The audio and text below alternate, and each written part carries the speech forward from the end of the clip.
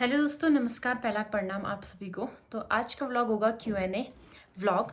और क्वेश्चन पढ़े थे 49 कमेंट और क्वेश्चन जो भी हैं 49 पढ़े थे, उसमें से आधे लोगों के कॉम्प्लीमेंट हैं।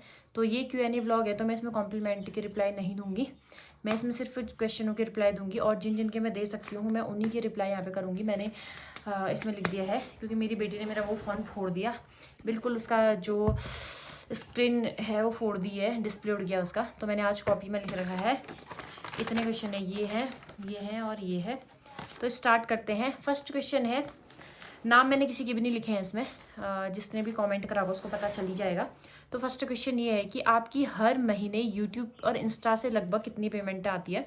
तो यूट्यूब और इंस्टा की बात करें तो यूट्यूब में आप लोगों को पता ही है कि आजकल ही मैं ये 6-7 दिन से रेगुलर व्लॉग डाल रही हूँ, और वरना मेरा क्या हो रहा था कि मैं एक महीने में 4 या 5 व्लॉग डालती, तो 4 या 5 व्लॉग से कुछ भी पेमेंट नहीं बनती है, $1 भी मुश्किल से बनता है।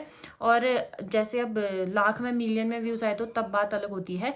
तो यहाँ ऐसे यूट्यूब की कोई फिक्स पेमेंट नहीं है और ना ही इंस्टा की कोई फिक्स पेमेंट है।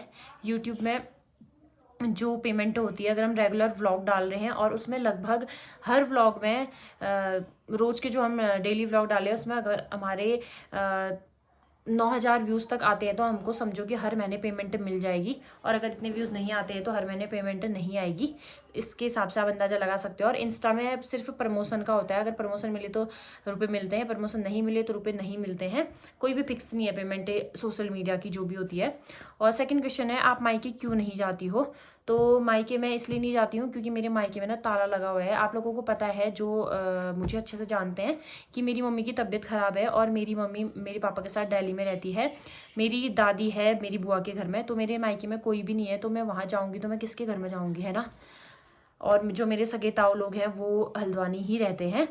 और इसी के आगे ये क्वेश्चन भी बहुत लोगों ने पूछा है कि आपकी मम्मी की तबीयत कैसी है। तो मेरी मम्मी की तबीयत में हल्का सा फ़र्क पड़ा है, लेकिन नहीं कह सकते हैं कि अभी सही है करके, वैसी ही है। और मम्मी का दिल्ली एम्स हॉस्पिटल से इलाज चल रहा है फ़िलहाल अभी। तो थर्ड क्वेश्चन है, सीवी सबसे पहले क्या बोलने लगी जब बोलने लगी थी। तो सीवी ने सबसे पहले वर्ड बोला था पापा, और उसके ही 2-3 दिन बाद उसने मम्मा बोलना भी स्टार्ट कर दिया था। और उसने बाकी का धीरे धीरे जो ये सीखा वो उसने सीखा था 15 महीने के बाद से। उसने दादा दादी ये सारी चीज़ें बोलनी स्टार्ट कर दिया और आजकल तो वो लगभग सब चीज़ें बोलने लग गई है। तोड़ तोड़ के वर्ड बोलती है, लेकिन अभी पूरा प्रॉपर तरीके से नहीं बोल पाती है। बाकी अब है फोर्थ क्वेश्चन, दी आप व्लॉगिंग और घर का काम प्लस बच्चा सब कुछ कैसे मैनेज करते हो, मुश्किल होता है। तो ये आप जैसे समझने वाले लोग समझ सकते हैं कि ये चीज़ें मुश्किल होती है, वरना मैं ना लोगों के कमेंट देख के इतनी परेशान हो जाती हूँ ना सच में, जो मतलब सोशल मीडिया वालों के ऊपर बेफालतू के कमेंट करते हैं। मैं कभी भी ना किसी भी कंट्रोवर्सी में नहीं पढ़ना चाहती हूँ ना। मेरे को मतलब ये चीज़ मतलब नहीं है कि जो कोई व्लॉग बना रहा है वो कंट्रोवर्सी कर रहा है तो मैं उसमें क्या बोलते हैं व्यूज़ के लिए कंट्रोवर्सी कर लो। मेरे को ये चीज़ें पसंद नहीं है, लेकिन फिर भी लोग कमेंट करके जाते हैं कि अभी आप लोग देख रहे हो कि देखा होगा आपने 2-3 दिन पहले कि मैं ज्योति चंद के घर गई, तो उसमें इस किसी का एक कमेंट आया था कि तू आवारा वहाँ भी पहुँच गई। तो मतलब ऐसे लोगों से मैं अब क्या ही कहूँ ना। ये चीज़ तो हर किसी को पता होगा कि अगर हमने किसी के साथ रिश्ता रखा है, भले वो दोस्ती का रिश्ता रखा हो, भले वो हमारे रिश्तेदार हो, तो ऐसी चीज़ों में जाना ज़रूरी होता है। ज्योति मेरी बेटी के वहाँ आई थी तो औरा दौरा चलता है, इसलिए मैं भी उसके वहाँ गई थी, वही चीज़ होती है। तो मैनेज करने का तो क्या है, मतलब कि घर के काम के साथ साथ हो ही जाता है व्लॉग का भी, क्योंकि अब एक ये व्लॉग ऐसा हो गया है ना कि व्लॉगिंग बनाने की रोज़ की ऐसी आदत जैसी हो गई है। तो जैसे लंबा व्लॉग ना भी बनाओ तो शॉर्ट वीडियो बनाने की मतलब आदत जैसी हो गई है वो, मतलब कि उसमें ला गई हूँ मैं, अपनी डेली रूटीन में लेके आ गई तो हो जाता है। प्लस अब सीवी को संभालना उतना मुश्किल नहीं है जितना पहले होता था।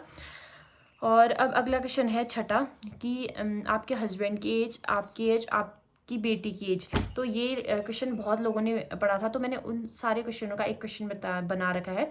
तो मेरे हस्बैंड 1998 के हैं और मैं 2001 की हूँ और मेरी बेटी है 2024 की। अब उसको 2 साल पूरे होने वाले हैं अगले महीने 21 तारीख को।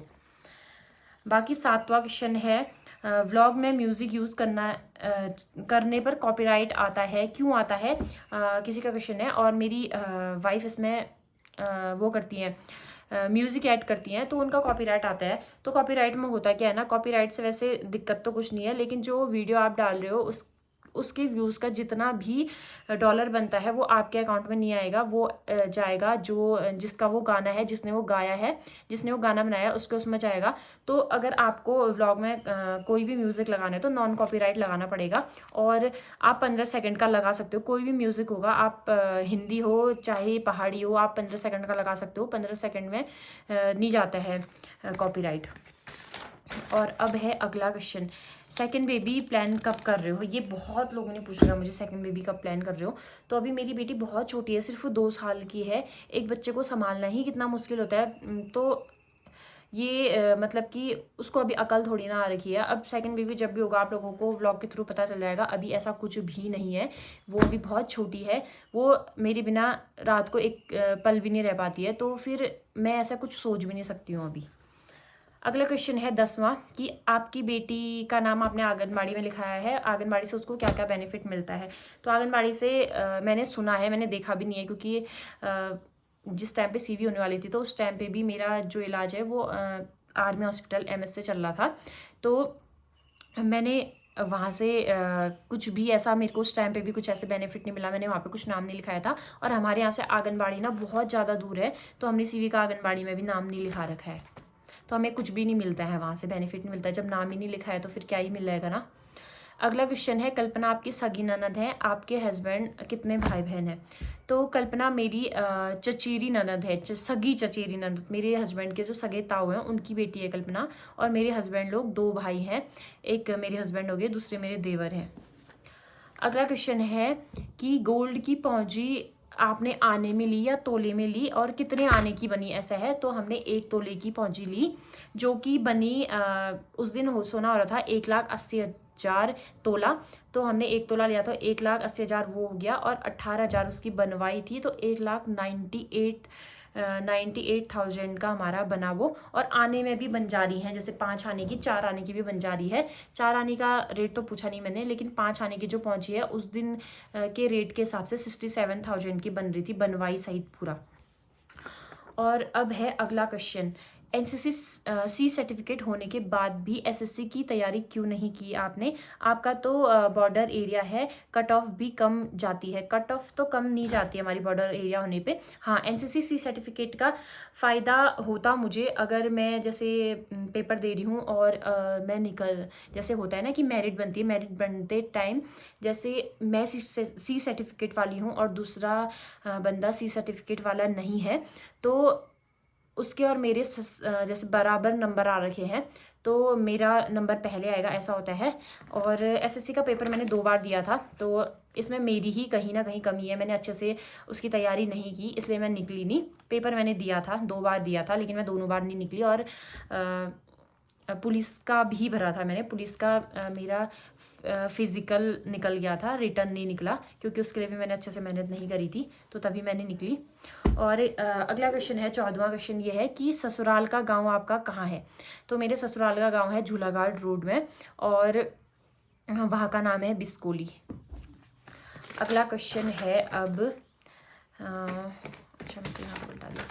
अगला क्वेश्चन है कि गोल्ड सिल्वर साथ नहीं पहनते हैं, आपने गोल्ड और सिल्वर साथ क्यों पहना है? सिल्वर गोल्ड को काटता है। तो मैंने ऐसा कुछ भी नहीं सुन रखा, और हमारे यहाँ मैंने देख रखा है, और बचपन में भी, आजकल चल रखा है फिर से सिल्वर, एक बार तो बंद हो गया था। मैंने देखा है कि एक टाइम पे लंबी वाली मंगलसूत्र होती थी, उसको पहनते थे, और छोटा सा ये पहनते थे, तो ऐसा कुछ नहीं है, हमारे यहाँ तो नहीं कहते हैं ऐसा, तो तभी मैंने दोनों पहन रखा है। और अगला लास्ट क्वेश्चन है कि घर में बोर नहीं होते हो, नौकरी वगैरह का नहीं सोचा है? तो सरकारी जॉब होती तो फिर एक होता कि वो करनी ही करनी है वाला, और प्राइवेट जॉब का हमारे पिथौरागढ़ में इतना कोई स्कोप नहीं है प्राइवेट जॉब का। मतलब हम यहाँ से वहाँ जाएंगे, इतना आने जाने में हमारा किराया निकल जाएगा, 5-6 हज़ार से ज़्यादा कुछ नहीं मिलता है पिथौरागढ़ में, तो तभी जॉब का कुछ वो नहीं है। और दूसरा, घर में बोर होने का भी सवाल नहीं हो सकता है, क्योंकि मेरी एक छोटी बच्ची है, मैं घर का काम करती हूँ, उसके बाद जैसे फ्री टाइम होगा, जो फ्री टाइम होता है ना, उसको फ्री टाइम नहीं कह सकते हैं एक माँ के लिए, क्योंकि वो फ्री टाइम में अपने बच्चे को देख रही होती है, तो वो भी एक काम ही होता है। अब लोगों की नज़र में वो आराम करना हो सकता है, लेकिन जैसे अब हम एक बच्चे को संभाल रहे हैं तो फिर वो काम ही तो हुआ ना, हम फ्री थोड़ी ना बैठे हैं। हाँ अभी मैं फ्री हूँ, जैसे वो सो रखी है, वो सोई होती है ना जिस टाइम पे, उस टाइम पे मेरा ये होता है कि जैसे मेरे इंस्टाग्राम वगैरह से प्रमोशन आ गए तो मैं वो प्रमोशन कर लेती हूँ, और जैसे मैंने कुछ इस टाइप से वीडियो बनानी हो तो मैं उस टाइप की वीडियो बना लेती हूँ। बस ये चीज़ होती है, और बोर होने का तो सवाल उठता ही नहीं है फिर। बाकी आज के जो Q&A व्लॉग है इतना ही था, क्योंकि आधे लोगों के इसमें से कॉम्प्लीमेंट थे, तो मैंने सभी लोगों के कुछ लोगों के क्वेश्चन है सेम सेम से थे, तो मैंने उन लोगों के क्वेश्चन आपस में जोड़ के उनका आंसर आप लोगों को दे दिया है। आई होप आप लोगों को आपके क्वेश्चनों के आंसर मिल गए होंगे। अब इसके बाद जितने भी क्वेश्चन आएंगे उनका रिप्लाई मैं नहीं कर पाऊंगी, क्योंकि मैं बार बार ये वीडियो नहीं बनाऊंगी, क्योंकि अभी 24 घंटे से ज़्यादा हो गए हैं मेरा Q&A व्लॉग का जो पोस्ट करी थी मैंने कि आप क्वेश्चन पूछ सकते हो, तो वो पूरा हो चुका है। तो अब आपको मिलेंगे हम अगले Q&A व्लॉग में, जो कि मैं 1 महीने बाद डालूंगी। और जिन्होंने भी कॉम्प्लीमेंट करा था, थैंक यू सो मच। ऐसे ही मुझे सपोर्ट करते रहना। बीच में मैंने बिल्कुल व्लॉगिंग छोड़ दी थी, लेकिन फिर भी आप लोगों का सपोर्ट और प्यार मुझे मिल रहा है, तो मुझे बहुत अच्छा लग रहा है। मिलते हैं आपको नए व्लॉग में, तब तक ले बाय।